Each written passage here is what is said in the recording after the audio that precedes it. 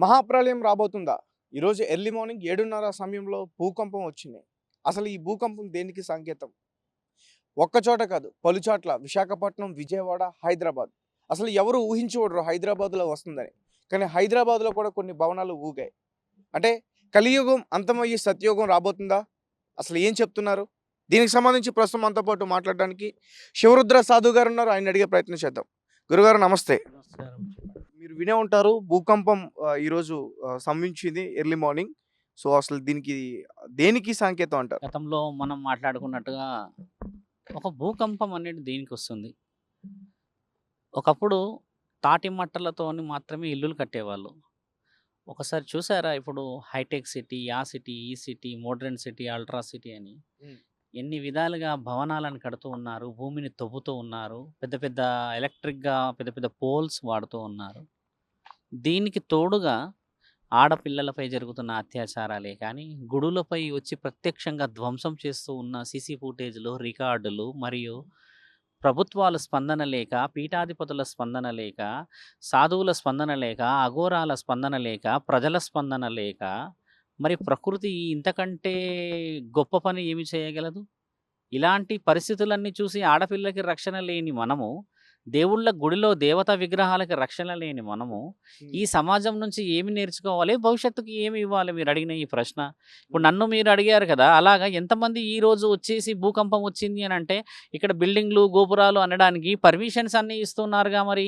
హ్మ్. ఇలా కట్టకూడదు, అలా కట్టకూడదు అని మొన్న హైడ్రా అని చెప్పేసి ప్రభుత్వాలొచ్చి తీశాయి కదా! హ్మ్. ఇప్పుడు అలాంటి ఎన్నో భవనాలు నీటి సముదాయం లేకుండా నీటిని ముంచేసేసి, చెరువులు మూసేసేసి, ఎన్నో చేసిన ఘన చరిత్ర కలిగిన భారతదేశం ఇది మనది. ఎంతమంది అపంశుభం తెలియని అమాయకుల ఇల్లు కూలిపోలేదు. ఎంతమంది కుటుంబాలు రోడ్డున పడలేదు. భూకంపం వచ్చింది అనంటే మరి భూమికి మీరు ఎంతటి భారమైన పనులు చేస్తున్నారు ఈరోజు? బరువులు పెడుతున్నారుగా. సరే ఎంతటి బరువు పెట్టినా, ఏం పెట్టినా కూడా అఘాయిత్యాలు చూసారా? ఆడపిల్లలపై అఘాయిత్యం కామంతో, పైశాచికత్వంతో, మద్యంతో, మత్తుతో. హ్మ్. అది కాకుండా ముఖ్యముగా భారతదేశకి ఎంతో చిహ్నమైన విగ్రహాలపై ధ్వంసమా? కాళ్ళతో ఒకడు తంతే, ఇంకొకడొచ్చేసి బట్టలన్నీ తీసేసి, ఇంకొకడొచ్చి కళ్ళు పీకేసేస్తూ ఉంటే కూడా న్యాయ నిర్ణయం లేని ప్రభుత్వంలో ఉన్నాముగా మనము. మరి ఇలాంటి చాలా విషయ వివరణలు ఒక సందేహాన్ని తీసుకోవాల్సొస్తుంది. ఒకవైపు బంగ్లాదేశ్‌లో మీరన్నట్టుగా హిందువులపై దండయాత్రలు. హిందువులని ఏమో చేస్తున్నారని. కేరళలో ఏదో గొడవలు. ఇంకెక్కడో ఎక్కడో ఈరోజు ఈ సమయంలో ముఖ్యంగా మాట్లాడుకుంటే అందరూ ఐక్యతగా హిందువులందరం కలిసి ధర్నా చౌక్ దగ్గరికి వెళ్ళాలి, చెయ్యాలి, మాట్లాడాలి అనంటే ఎంతమంది హిందూ సోదరులు, ఎంతమంది హిందూ సోదరీమణులు, ఎంతమంది పీఠాధిపతులు, ఎంతమంది సాధువులు, ఎంతమంది గురువులు, ముఖ్యంగా పురోహితులందరూ ఏకమయ్యారు చెప్పండి. ఎవరు ఏకం కాని సమక్షంలో ఎవరొచ్చి కాపాడతారు చెప్పండి మిత్రా? ఈరోజు భూకంపం వచ్చిందంటే ప్రాణభయమైందా మనందరికీ? ఏ అక్కడ ముత్యాలమ్మ తల్లి గుడిలో తన్నినప్పుడు ప్రాణభయం కాలేదా ఎవరికి? ఆడపిల్లలని అత్యాచారం చేసేసిన కలకత్తాలో మమిత లాంటి, భవిష్య లాంటి ఆడపిల్లలని అత్యాచారం చేసిన ఆ మొనగాళ్ళని పట్టుకోలేని మనము ఈరోజు ప్రాణభయం వచ్చేసిందని భూకంపం గురించి మాట్లాడుతున్నామా? ఇలాంటి భూకంపం నన్ను అడిగితే మిత్ర ఒక్కసారి వచ్చేసి అందరిని ముంచేసి కలియుగం మునిగిపోతే బాగుండు కదా! ఆడపిల్లలని, అమాయకులని, చిన్న చిన్న పిల్లలని, యువతీ యువకులని అలాంటి స్థితిలోనా మనం చూడడానికి ఉన్నాం ఇక్కడ? హ్మ్. మన గౌరవం ఏమిటి? మన అంటే సాంప్రదాయం ఏమిటి? మనం చేస్తున్న పరిస్థితులేంది ఇక్కడ? భూకంపం రాగానే ఈరోజు ఛానల్ వాళ్ళు ఇంటర్వ్యూస్ తీసేసుకుంటున్నారే భలే! ప్రాణం మీదకొచ్చిందనా? మరి ఆ రోజు ప్రాణం మీద లేదా? మీ శాస్త్రం అసలు ఏం చెప్తుంది? ఈసారి వస్తుందా? అంటే వాళ్ళు ఆ భూకంప రిపోర్ట్స్ కూడా బయటకొచ్చాయి. వచ్చే ఈ వారంలో కూడా భారీగా వచ్చే అవకాశాలు ఉంటాయంటూ కూడా చెప్తున్నారు. భూమికి భారమేంట? శాస్త్ర ప్రకారంగా చూసుకుంటే అసలు ఏమవుతుంది? ఏం జరగబోతుంది? 2012 అన్నారు, 2027 అన్నారు, 2022 అన్నారు, ఇప్పుడు 2024 డిసెంబర్ ఇది. సంవత్సరానికి ఆఖరి నెల. అసలేంటి? చూడండి మిత్ర, ఇలాంటి అవకతవకలు పరమాత్ముడిలో మనం చూస్తే ఆటల్లో లాగా ఉంటుంది. 'ఆట కదరా శివ' అని ఒక పాట కూడా ఉంది మీకు. ఇప్పుడు త్యాగం అనేది చాలా తగ్గింది ఇక్కడ.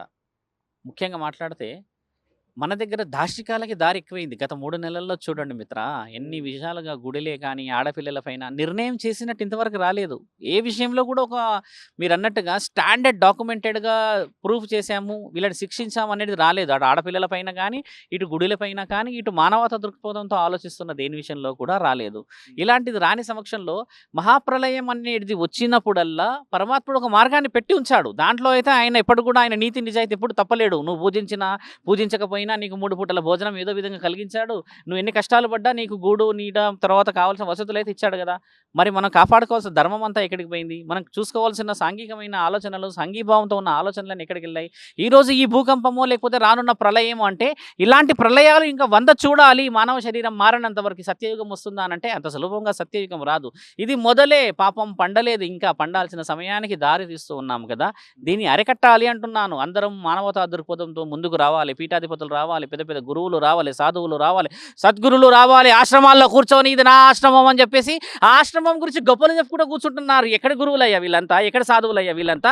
ఒకడు జుట్టు పట్టుకున్నాడు అంటాడు, ఇంకొకడు కూర్చున్నాడు మా ఆశ్రమం గొప్పతనం అంటాడు, ఒకడు నీటితో వెలిగించామంటాడు, ఒకడు సూర్యుడితో వెలిగించామంటాడు. ఎవరికి కావాలి మీ దీపాలు? ఎవరికి కావాలి మీ ఆరాధనలు?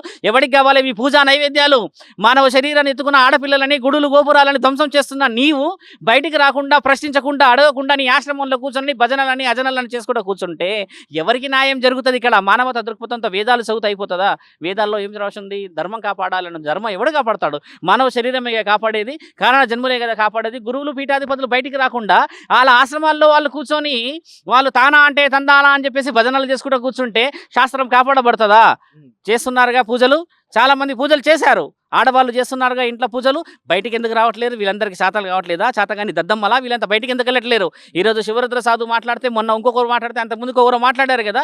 మరి ఎంతమంది అయ్యా ఈరోజు బయటకు వచ్చి కూర్చున్నారు? ఛానల్లో కూర్చొని ఓ దేశ సంపద గురించి మాట్లాడతారు, దేశ రక్షణ గురించి మాట్లాడతారు. బయటికి రోడ్డుపైకి రండి చూస్తారుగా మాట్లాడడానికని. ఎంతమంది వచ్చారు ఈరోజు మహాచౌక్ ధర్నా దగ్గరికి? రాలేరు కదా. రాకపోవడం చేత కూర్చొని వాళ్ళు అక్కడ నుంచి దైవం గురించి, దైవ ఆదిమైన శక్తి గురించి మాట్లాడితే అలాంటి వాళ్ళు మాట్లాడడానికి కూర్చోవడానికి తప్పితే పని చేయడానికి రారు కదా మిత్ర. అలాంటి వాళ్ళని ఎందుకు? అలాంటి వాళ్ళ ఉపయోగం ఏమిటి? ఒక గురువులు సాధువుల వల్ల లక్షణం ఏమిటి? బయటికి రాకుండా నన్ను ఇంటర్వ్యూ చేస్తున్నారు కదా. అలాగే ఇలాంటి ప్రళయాలు 100 రావాలి, 100 మంది చనిపోవడమే తథ్యం కదా. ఇలాంటి బతుకు చూడడం కంటే ప్రళయానికి మానవులు తల వంచక తప్పదా? ఏం చేయలేమా? తల వంచాల్సిందే. తల వంచకపోతే మహాప్రళయం మహాముఖంటి దగ్గర నుంచి చూడాల్సిందే. గంగని నెత్తి మీద పెట్టుకున్నవాడు, మంట అంటే అగ్నిని వచ్చేసి నుదిరి మీద పెట్టుకున్నవాడు, గరళాన్ని గుండెలో దాచుకున్నవాడు, అబ్రబ్రహ్మలోక మానవ శరీరాన్ని కడుపులో దాచుకున్నవాడు ఏదైనా చేయగలడు. ఇది సృష్టి మాత్రమే మిత్ర. మీరన్న భూకంపము, మీరన్న ఈ ప్రళయము, మీరన్న ఈ వర్షము, సృష్టిని సృష్టించిన వాడికి ఎంత శక్తి ఉంటుందో రుజువు చేయాలి. మనందరం బయటికి రావాలి. మనం కదలకపోతే, మనం ఈరోజు కదం తొక్కకపోతే మరి ఎంతమందికి అవమానాలు జరుగుతున్నాయి? భారతదేశం మీద ఎంతమంది తక్కువ చూపేస్తున్నారు? ఈరోజు భారతదేశాన్ని చీల్చేస్తాం, చాచేస్తామని 100 మంది, ఎంతోమంది ఎన్నో విధాలుగా మతోన్మాదులు గొడవలు చేస్తున్నారు కదా. వీరందరికీ మనం చెప్పాల్సింది ఏమిటి? మనంతలో మనల్ని మనం కాపాడుకోకపోతే దేవుడిచి కాపాడతాడా? నేను ఇక్కడ ఏంటంటున్నానంటే, మన దగ్గర దేవుళ్ళకి రక్షణ లేనప్పుడు మరి ఆ రక్షణ కవచం మానవులు కదా. మరి మానవులంతా కదలకపోతే ఎలా జరుగుతుంది చెప్పండి మిత్ర? ఈ ప్రళయం రావడమే మాకు మహా ఉత్తమంగా అనిపిస్తుంది. ఎందుకంటే మనం చేయట్లేంగా, చాతగాని దద్దలమై కూర్చున్నాం కదా. అధికారం చేతులున్నా చేయట్లేము కదా, బందోబస్తుగా రాలేము కదా. మన దగ్గర ఏం చేయనప్పుడు పరమాత్మనన్నా చేయనియండి మిత్ర. ఆయనని ఆపడానికి మానవులు మనం ఎంత? పూజలు చేస్తే అయిపోతుందా? పరిష్కారాలు అవసరం లేదా? సమస్య గురించి మాట్లాడితే అయిపోతుందా? పరిష్కారం అవసరం లేదా? ఓ మీటింగ్లు పెట్టేస్తున్నామే, డెబిట్లు పెట్టేస్తున్నామే, పరిష్కారం ఎవరు చేశారు మిత్ర? ఇలాంటి దాష్టికాలు చూడడానికి కూర్చోలేదు ఇక్కడ. మనల్ని కాపాడుకోలేని పరిస్థితిలో పరమాత్ముడు వస్తాడుగా కాపాడుకోవడానికి. ఇప్పుడు అందరూ చనిపోరు ఇక్కడ. మీరు అన్నట్టుగా పాపాత్ములే చనిపోతారు, పుణ్యాత్ములు బతికే ఉంటారుగా. కాబట్టి చూద్దాం, అందులో చావు వస్తే మిత్ర చాలా మంచి చావు ఇది. ఎందుకంటే ఇలాంటివి చూడ్డానికా స్వామి ఈ బతుకు? ఎక్కడ బతుకు స్వామి ఇది? ఆడపిల్లల్ని మన ముందే మానభంగం 11 మంది చేస్తున్న ఆ కుక్కలని పోషిస్తున్న జాతయ్య మనది. చిన్న చిన్న పిల్లలని ఎదగలేని వాళ్ళని మానభంగం చేస్తున్న మానవ జాతయ్య ఇది. అలాంటి కామాలు, ఇలాంటి ద్రోహాలు జరుగుతున్న ఇక్కడ చూడాలనిపిస్తుందా? మీకు అనిపించట్లేదా ఈ గాలి ఎంత కలుషితం అయిపోయిందని? మీకు అనిపించట్లేదా మేము తింటున్న తిండి కలుషితమని? ఎందుకయ్యా ఈ బతుకులు? కనీసం మట్టిలోనన్న ప్రశాంతంగా బతుకుదాం. మరో జన్మ కావాలంటే ఆయన రాసిస్తాడు. సర్వేజన సుఖినో భవంతు అని అంటే అది సరిపోదు. సర్వజనుల కోసం ప్రాణం కూడా త్యాగం చేయడమే ముఖ్యమైన గురు లక్షణం. ఎందుకే ఏం చేస్తున్నారు అందరు బయటికి వెళ్ళకుండా? ఓ మాకు ఇలా ఉన్నాయి అలా ఉన్నాయని చూపిస్తున్నారుగా. కానివ్వండి, భూకంపం రావడమే మహా ఉత్తమం. Thank you.